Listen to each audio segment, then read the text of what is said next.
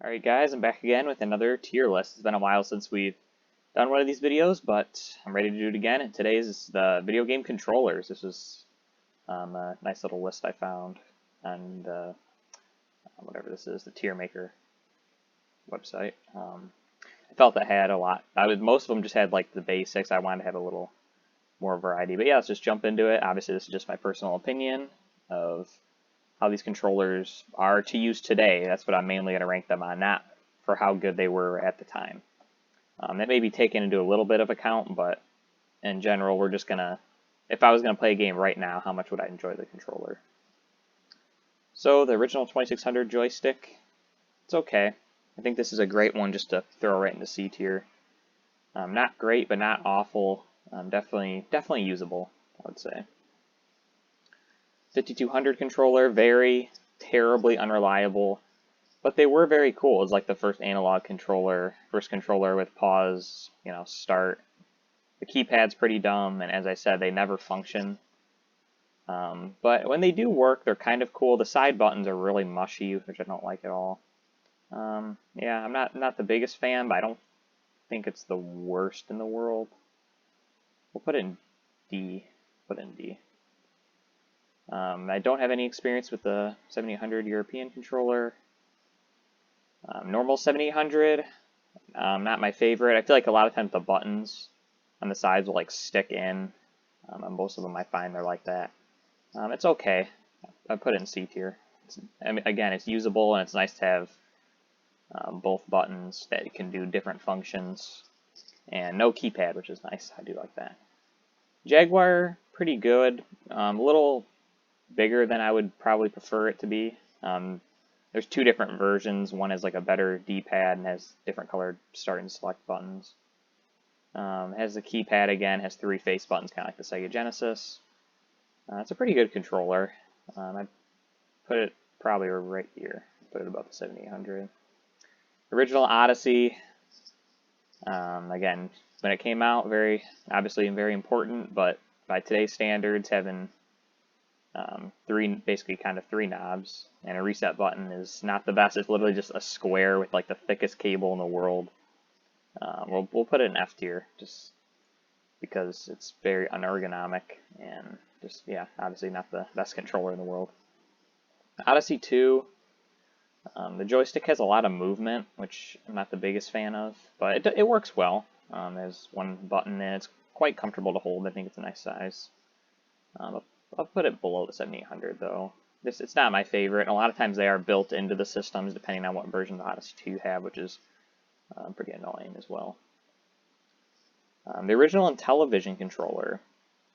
The disc, I do kind of like the disc. I don't hate the disc. The side buttons are too small and they don't feel that great. And the keypad, again, I'm not the biggest fan of the keypad. You could slide your overlays in, but you'd have to like look down at the controller. I don't know. It's okay. There's also joystick add-ons you can add onto this, and so you can have a joystick instead of just the disc. But I prefer actually now just to use the disc. Pretty cool controller, especially for the time. I'll put it high D tier, maybe creeping into C, but we'll put it in D. ColecoVision, I absolutely hate this controller. The joystick is just way too stiff, and I don't know. I never liked this one.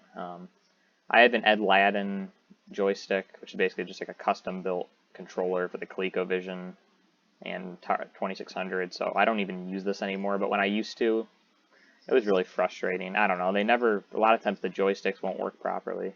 Not my favorite. I mean, probably better than the 5200 controller. Just depends on what kind of game you're playing. The 5200 controller is really cool for like Missile Command and stuff like that, and Centipede that actually use the analog. But like most games like Pac-Man and stuff, it really sucks. So we'll put it above the 5200. Vectrex controller, it's okay. Again, the buttons are a little further apart than I would like. Again, they don't feel very tactile when you press them. The joystick is very nice. It feels high quality, very high quality. Again, I'll probably we'll put it bottom of C tier. I think it's good. Very simple and gives you that arcade feel, I guess. You could set it on a table. It's a nice controller. No experience with this. Famicom, So we'll just group these together. We'll just say I haven't used a Famicom controller. NES, one of the best D-pads in the world. Very simple, just A, B, start, select. It works well for many, many games. I really like this controller. I don't really find it uncomfortable at all. A lot of people say, oh, the corners are uncomfortable. I don't really feel that way. Maybe I've just gotten used to it, but I really think that this is a fantastic controller. And for me, it's easy A, maybe even S tier. We'll put it at the top of A tier for sure. Very, very good controller, very responsive. They've held up well over time, and yeah, I still think today you would definitely be able to enjoy using that controller. The dog bone I don't have much experience with. I have used one before. They're basically just a more uncomfortable version of the NES controller with like a Super Nintendo kind of D-pad. It's okay. I put it in B tier. NES Advantage, kind of a cool little gimmicky controller. It works well though. Very responsive. It has the turbo switches, which is cool. It has the stupid slow motion where it just pauses and unpauses rapidly.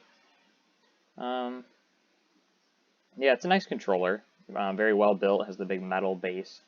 But you're not going to want to use it for every game. But for the games that you do, I think it's good. I'll put it in B tier. The buttons, they feel nice enough. Let's put this over here. It's literally the same thing. Super Nintendo controller is fantastic. It created the diamond layout, I call it. Or, well, I think a lot of people call it that. But the diamond layout of the controller. Start, select, added the bumpers. Good D-pad. It's a little softer feeling. I don't know. I think it's not. I don't think it's the best in the world. I think the Genesis has a better D-pad, and I think the NES has a better D-pad as well. It just doesn't feel as responsive. So for me, the Super Nintendo, but it has the face buttons. I put it. I don't know. It's hard to not put these in S tier. It's really hard. You know what, I'm gonna move these up. I'm gonna move both of them up to S tier. Well, maybe Super Nintendo A, NES S. I really think that's a fantastic controller. There's nothing technically wrong with it. It just doesn't have as many buttons.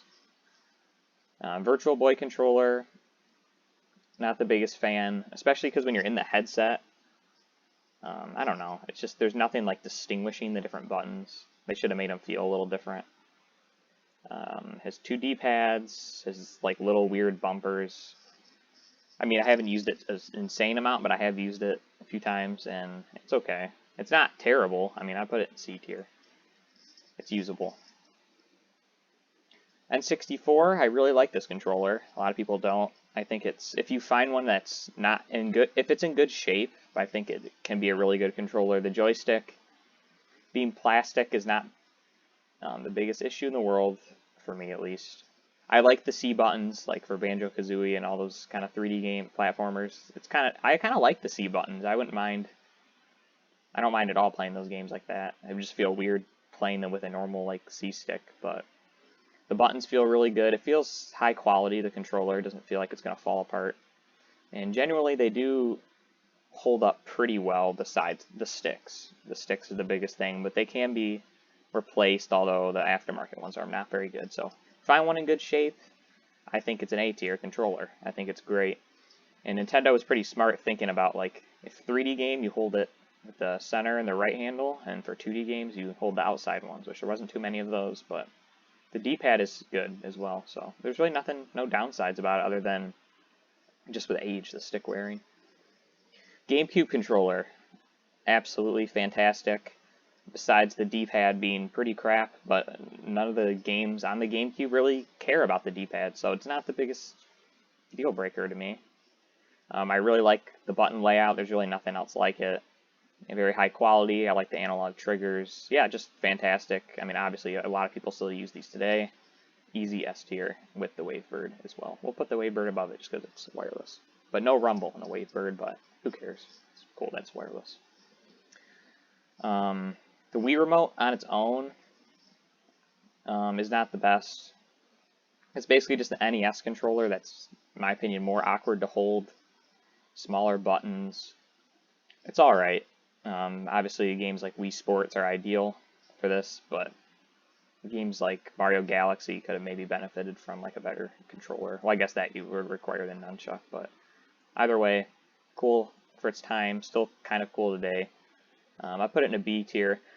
I do a lot of reselling as well and buying. I've had hundreds and hundreds of Wii remotes over the years, and literally I've only come across like maybe 15 or so that did not work properly. So very, very reliability wise, these would probably be the #1 in this whole list, honestly. They're very reliable. As long as batteries didn't blow up in them over the years, super bad. Wii Remote plus Nunchuck, I mean, we'll put that top of B tier. I actually like playing Mario Kart with the Nunchuck. I think the Nunchuck really helped elevate the controller. It really needed a thumbstick, for sure. Wii Classic controller, never really was a fan of this one too much. I mean, it's good. The D-pads, there's nothing technically terrible about it. I think the sticks are too close together. These tiny bumpers up here, I mean, they're never really used much, but I don't know, too small. I don't know. I think the ergonomics of this controller are kind of weird. I think this, when they added the handles, made it a lot better. I'll put it at the bottom of B tier. I mean, it's still fine. I mean, it's definitely good. The Pro we'll put right above it. We'll put the Pro above the regular Wii Remote. This, I don't know. It just feels kind of cheap to me because it was. I think it was only 20 bucks or something when it came out, so really cheap. Gamepad, very comfortable, very high quality, good buttons, good sticks, good D-pad, good bumpers. The screen could have been a little higher resolution, but it's not the biggest deal in the world. You're not really looking down there too much. And yeah, I think it's well built, and I think it's very comfortable. Is it better than the Super Nintendo controller? It's kind of tough to say. I would say it probably is. I like the analog sticks being at the top as well. I'm going to put it in S tier. Bottom of S tier for sure. Maybe creeping into A tier, but yeah, it's definitely good. Pro controller, basically same thing, no screen. It's pretty great. Good quality again. It charges off mini USB, which is nice. It's good. Is it better than the gamepad? No, I don't think so. I think the gamepad's actually more comfortable. We'll put this at top of A tier. Joy-Cons, I think these are, I don't really like these at all. I've had a lot of like input lag with these. I don't know if anyone else has experienced that, but I've had a good amount of sets of these now, and I don't know. The sticks are too small. I feel like I can't like be precise with what I'm doing, and the buttons are really small. They feel well made. There was Joy-Con drift, but it seems like the newer model controllers don't have as much of that issue at all. Battery life is really good. I like them, but I don't think they're great. I'd put a bottom of, I'd say top of B tier, we'll say. Maybe creeping into A. Single Joy-Con is absolutely terrible. I feel bad for anyone who has to use one Joy-Con for a game. For some reason, Super Mario Party requires you to do this, and it's awful. If you put the little strap on, it does make it a bit better, but it's still really bad. Single Joy-Con, it's just so small, and it just doesn't make sense with how you're holding it. I'm going to put it in top of D tier. I think it's pretty bad. Switch Pro controller. Really high quality, big buttons, nice sticks. USB-C charging, which is nice. I'm surprised Nintendo would actually keep up with the modern era. I've put 1,000,000 hours on mine, and it still works perfect. I've had several used ones from random people, and they've all been really nice and responsive. I think these are going to last a super long time. Battery life is incredible. They actually have the same battery that's in the 3DS console, so yeah, they're going to have great battery life. Easy S tier. Probably top of S tier, honestly. D-pad's not the best, not the most responsive, but it does work. And it's good enough for like just basic 2D platformers like Mario Brothers or something. TurboGrafx. Controller has the turbo switches on it, obviously. D-pad's okay, buttons are good. It's a good controller. Not better than the NES. No way. I don't think so anyway. I'm going to say it's better than the Dog Bone.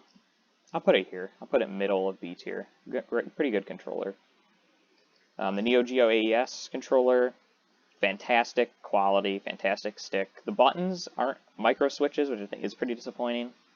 But again, the quality and the spacing of the buttons is really good. You can easily just put your 4 fingers on all these buttons and easily just access them all. It's really good. I don't know where I'm going to put it though. Is it better than the Joy-Cons? Yeah, I would say so. I'm going to put it in A tier, bottom of A tier. Very good controller. Don't have any experience with that, or the CDI remote. I don't have this one, but I do have this one, the Spoon. Yeah, it even says it here, the Spoon controller. Completely terrible, way worse than the Odyssey controller.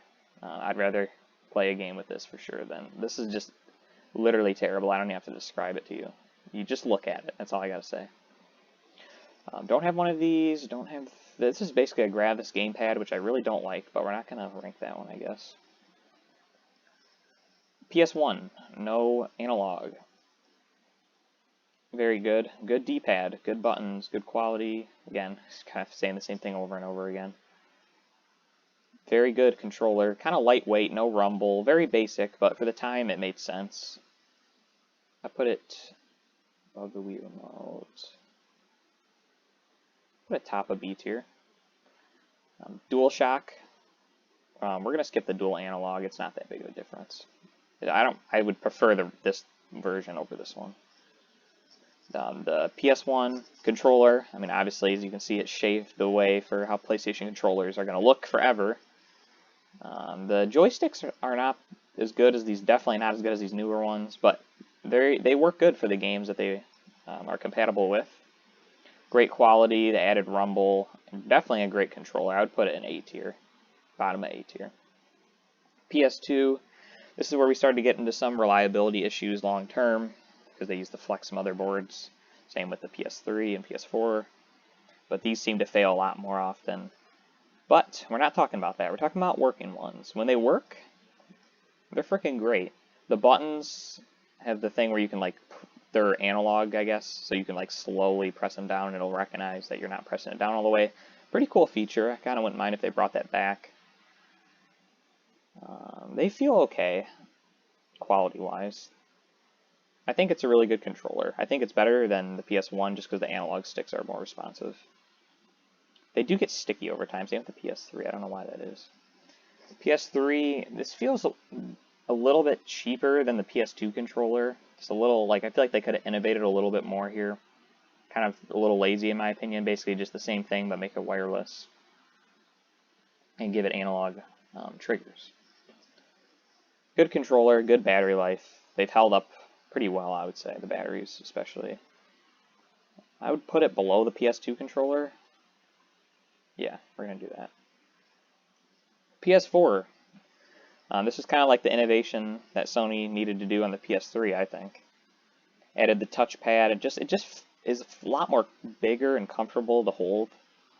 They haven't held up the best, and they're not even that old. I feel like down the road these are going to be a little tricky to get nice ones of, but as of now, great D-pad, great buttons. Really nothing wrong. It has the speaker.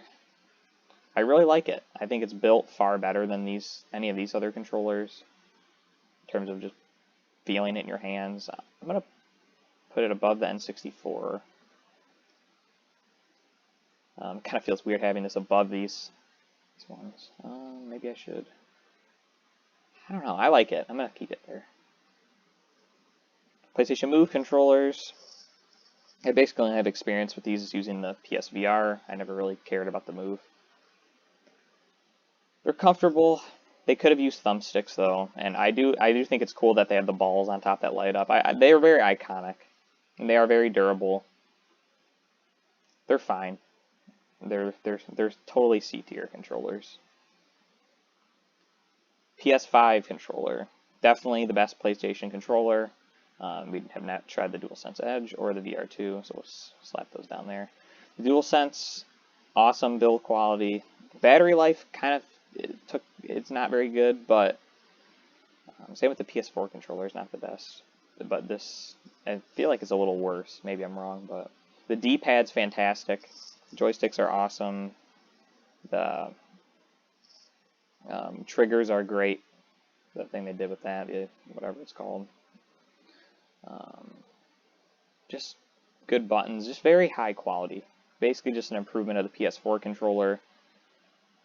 I think it's going to be S tier. The D-pad is really good. I don't think people give it credit. We'll put it above the GameCube and above the NES. We'll put it right up here. So we got some good controllers right now in our generation. Should be very happy with that. I don't have experience with these. 3DO, I own one. I've used it a couple times. It's basically a crappy Sega Genesis controller, bottom of D tier. Don't have any experience with these. Okay, Master System. I think the buttons feel pretty weird. I don't know why they move so much, and the D-pad being a big square. It's fine. It's definitely usable, definitely good, decent quality at least. No start and select, which is kind of dumb. I'd put it in C tier, maybe like right here. Okay, Genesis 3 button, fantastic controller, but the 6 button exists, so it's kind of tough. The bigger buttons are kind of nice. It's really, really good. I think it's way up here. I think it's below the PS4. We'll do this. We'll split them up with the N64 controller. So yeah, I really, really like these controllers. I think one of the best D-pads ever made. I really think. And decent build quality, good enough, I would say. And the buttons all feel very nice. They don't feel mushy in any way, which I definitely prefer. The North American, I could say the Model 1 Saturn controller. Weird D-pad, terrible bumpers, but really good buttons. I guess the D-pad isn't that bad, but it's weird shape. Well, I don't know. Put it below the PS1 controller. Japanese Saturn. Basically a Model 2 Genesis controller for the Saturn, just with bumpers. So put it right above that. The 3D controller for Nights into Dreams, pretty much. Surprisingly comfortable, good build quality. It has everything you would want. You can use it for any game technically. It's good. I don't know. Where does it go on this list? I'm gonna put it right here, right in B tier. It's good, surprisingly good. Dreamcast, I never really liked this controller, even though it's very similar to this one. I don't know, something about it I never really liked. But it is good. It's above the Turbo. We'll put it right below the Wii Remote Nunchuck. Very good build quality. I like I think it's called Hollow Effect or whatever, joysticks. They last forever and they never drift, so that's really good. Very reliable. D-pad's terrible. Bumpers are nice. Buttons are nice. It's pretty hard to mess up a button. Ouya, don't care. Steam controller. I've sold a couple of these. Never actually kept one. I don't really like it at all, but I haven't really used it to play a game, so we're not gonna use it. VCS just basically feels like a third-party controller. Functional. D-pad's pretty bad. Just a big circle with little dots, like so you can feel where the directions are.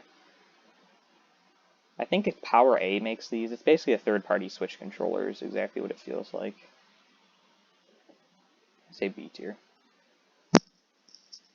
Evercade, don't have one. The Duke. Whenever I use this controller, my hands want to die. Like, I don't know. This thing is just way too big. Like, I don't even have small hands, but this thing is just massive. Like, I don't understand how any kid ever would be able to use this controller. The buttons are a weird shape. The D-pad's this stupid thing Microsoft was doing with their PC gamepads. Pretty bad. It looks really cool. I like how it looks. But to use, no. I'm going to put it right below the single Joy-Con. I think it's pretty bad. This was a big improvement. I kind of like the white and black buttons. I think they need to bring those back. Start and select are kind of in a weird spot. I would have liked them to be like up here. But yeah, D-pad's okay. Joysticks are good. Buttons are very good. Triggers are good. Very reliable. Sometimes the cables fail, especially on these Duke controllers. And they both have like the breakaway cables, which is nice. It's pretty. I'm not a super big fan of this one either. Put it at the bottom of B tier. I don't think it's bad. I just think you have to kind of get used to it a little bit. 360 controller, really good.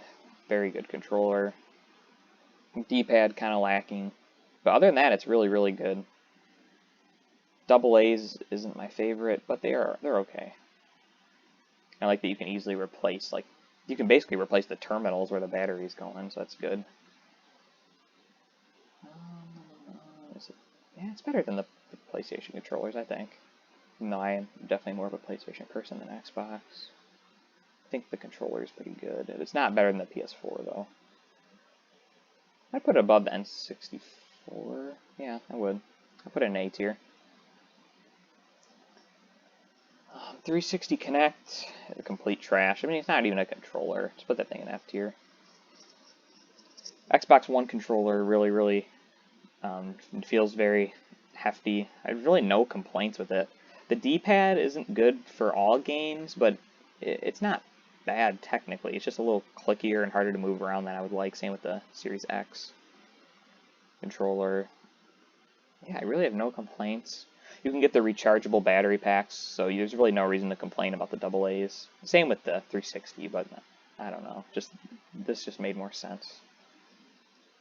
Buttons are very good. It's really good. It's better than the 360. Just for the improvements in the D-pad.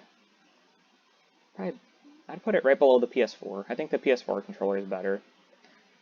Connect is F tier. Elite, I sold a few, but again, I haven't really tried them out properly. Series X controller, literally the same thing, just with more of a Genesis-style D-pad, which I do like. So we'll put it right above. So that's basically the list. I'm sure anyone who makes this list is going to have different opinions than me, but that's the whole fun of it, to see what people like and what they don't like and why. So S tier looks, yeah, that makes sense. I really do. Any of these controllers, I could just pick them up right now and easily just start playing. Same with A tier. Like S tier are really good, A are good. Well, B would be good, very good, like the best. And then C is just like average controllers, and then D is like pretty bad, and F is just terrible. So anyway, if you like the video, subscribe. Maybe I'll do some more tier lists. If you have any ideas for any that you would want me to do, definitely let me know. I haven't done one of these in a while, but I figured we're going to do it today. So yeah, thanks so much for watching, and have a great day.